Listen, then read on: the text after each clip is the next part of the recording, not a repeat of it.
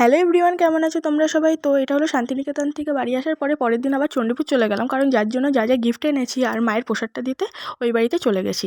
তো বাড়িতে পৌঁছে যাওয়ার পরে অন্য আবার মনাকে কোলে নিয়ে একটু আদর করে নিচ্ছিল, আর মনা আমাদের দেখে তাড়াতাড়ি করে দৌড়ে এসে বলছে, পি আমার জন্য কী এনেছো? তো ওর জন্য একটা জামা নিয়ে এসেছিলাম, সেটাই ওকে খুলে দেখাচ্ছিলাম। ও তো জামাটা দেখে বেশ খুশি হয়েছে, ও আমার নতুন জামা।